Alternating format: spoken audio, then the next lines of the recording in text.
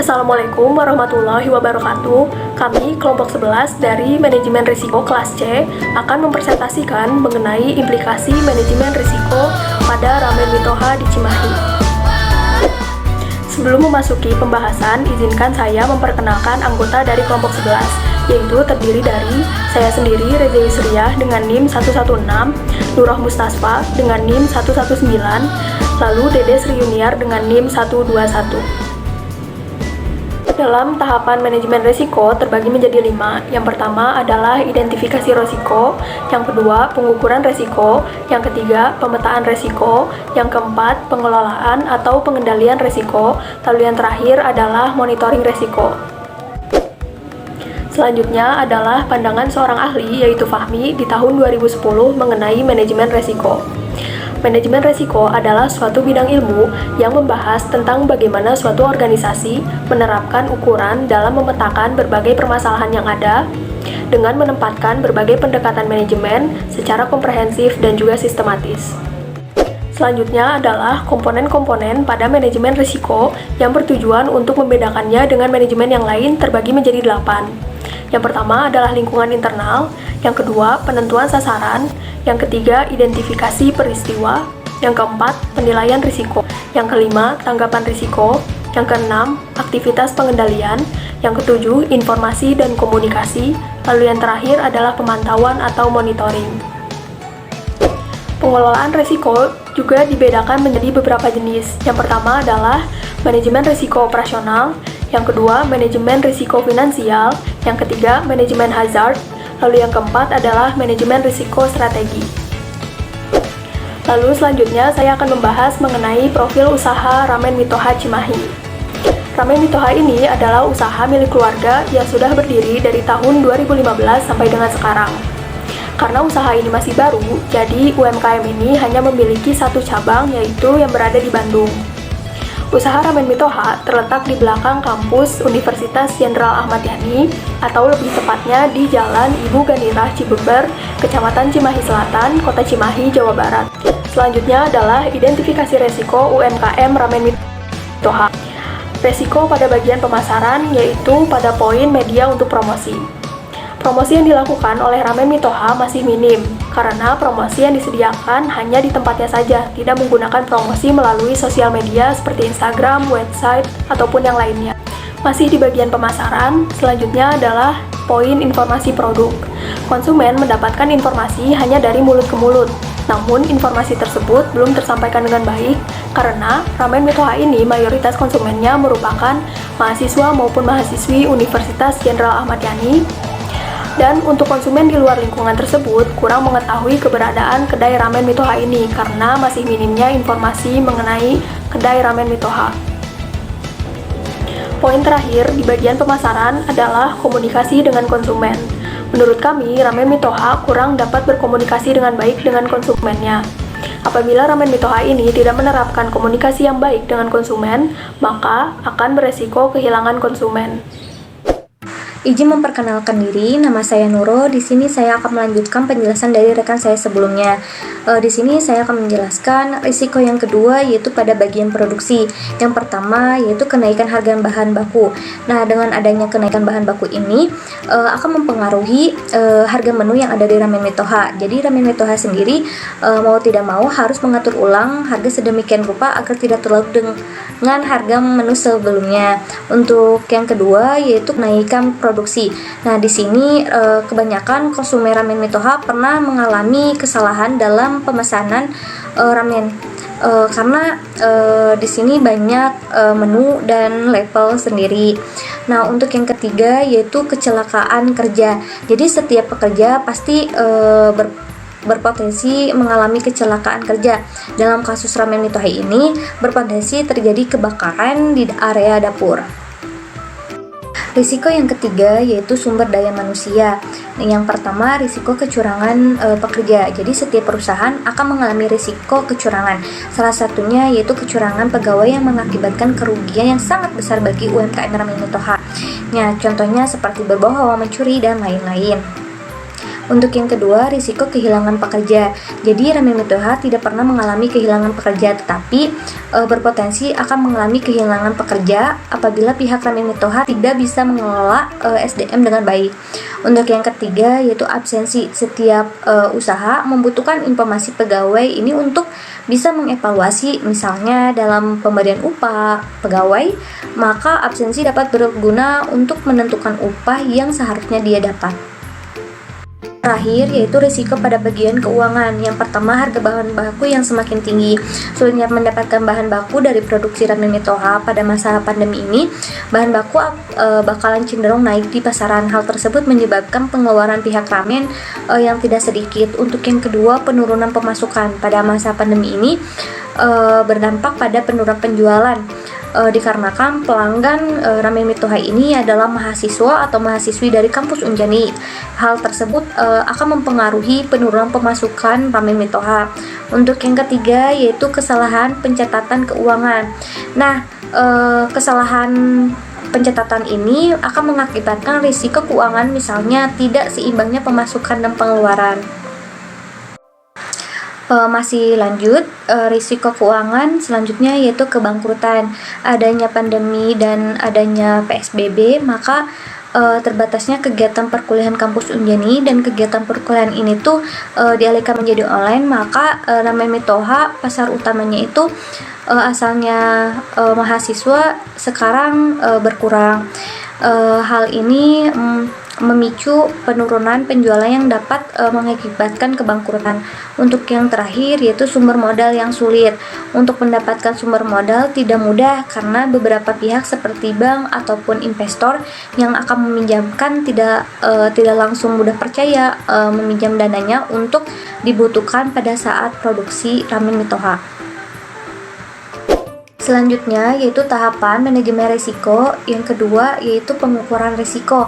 Nah, pengukuran setiap risiko yang potensial terjadi yaitu dengan menggunakan skala risiko yaitu 1-5, mulai sangat tidak sering sampai sangat sering. Untuk yang kedua, skala dampak yaitu 1-5, mulai dari dampak minimum sampai dampak berbahaya. Selanjutnya terlihat tabel tersebut bahwa tiap risiko akan diberi kode masing-masing. Yang pertama yaitu risiko bagi pemasaran. Terdapat 3 risiko yaitu diberi kode A1 sampai A3 dengan jumlah akhir skor yaitu 20, 12, dan 6, yaitu hasil dari probabilitas dikali dampak. Untuk yang kedua, risiko bagi produksi, yaitu terdapat 3 risiko yang diberi kode B1 sampai B3 dengan jumlah skor akhir yaitu 12, 6, dan 12, hasil dari probabilitas dikali dampak.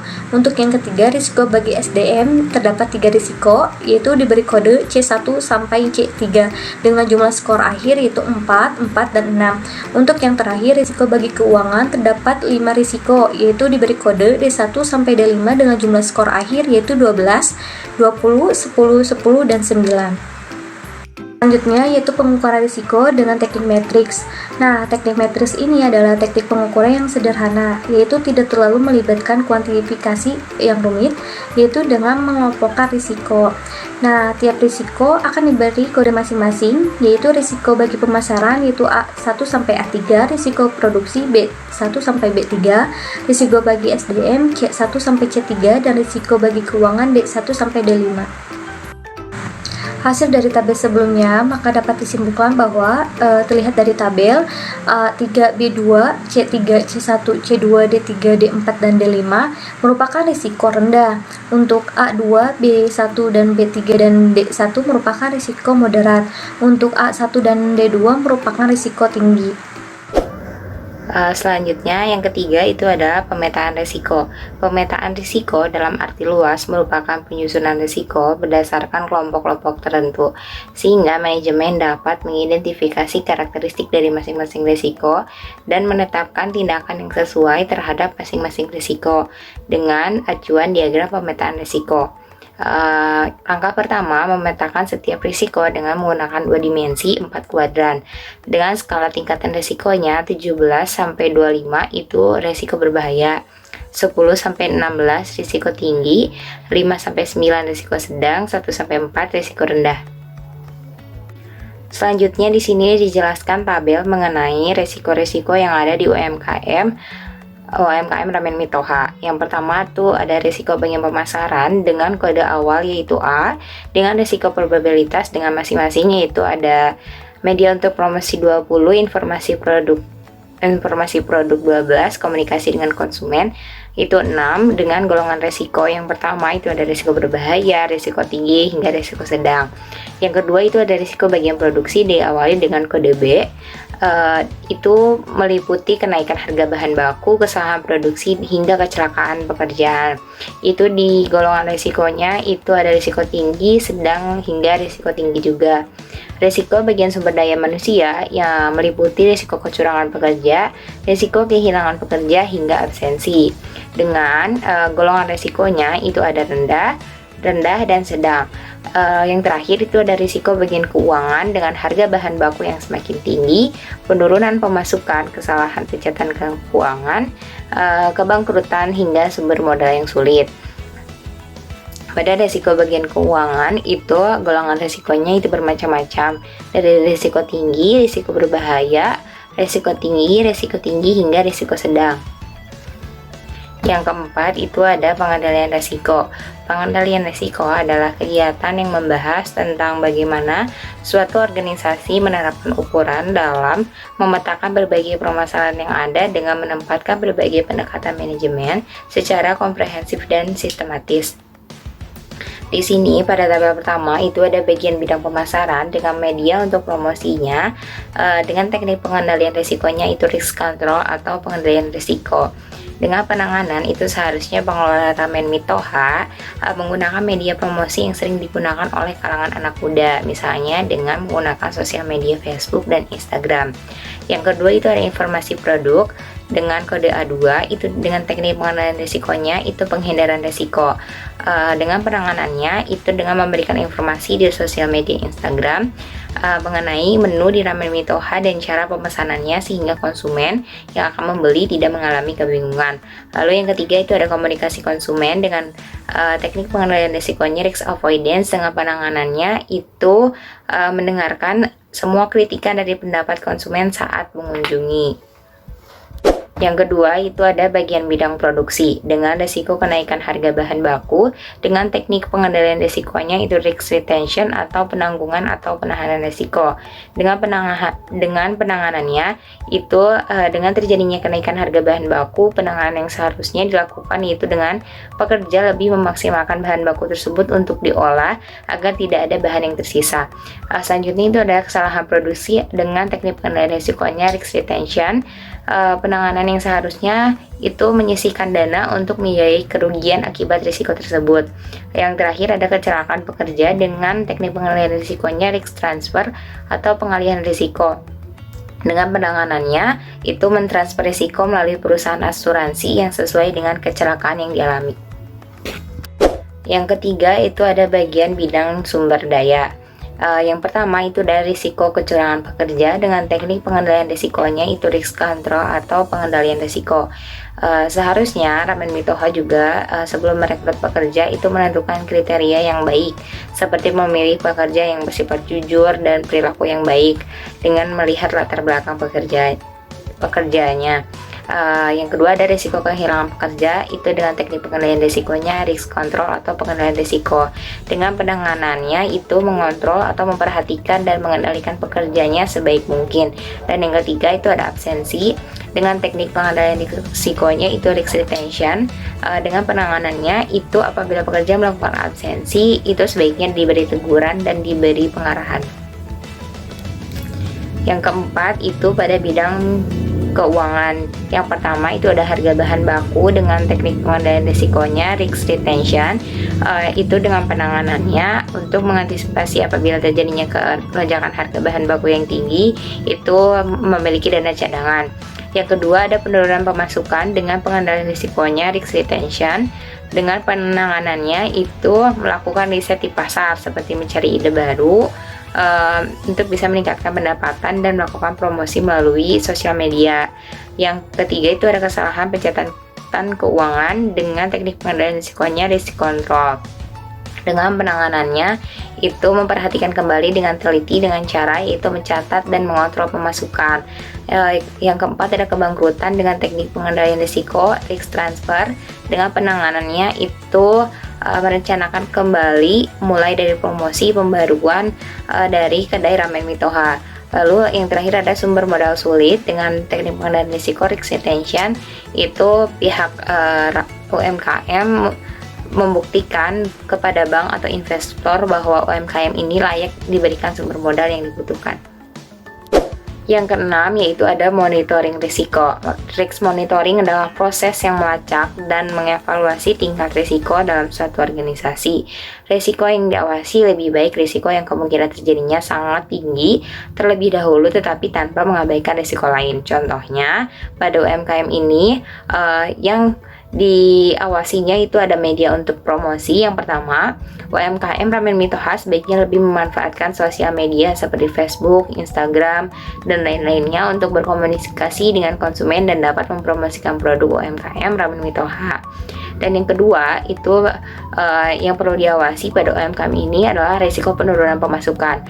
Pihak pengelola UMKM Ramen Mitoha melakukan pengecekan atau memonitor pencatatan keuangan secara berkala sehingga dengan mengontrol catatan laba rugi pada UMKM Ramen Mitoha dengan tujuan agar pemasukan dan pengeluarannya itu seimbang, apalagi pada masa pandemi COVID-19 yang menyebabkan sebagian besar UMKM itu sepi peminat.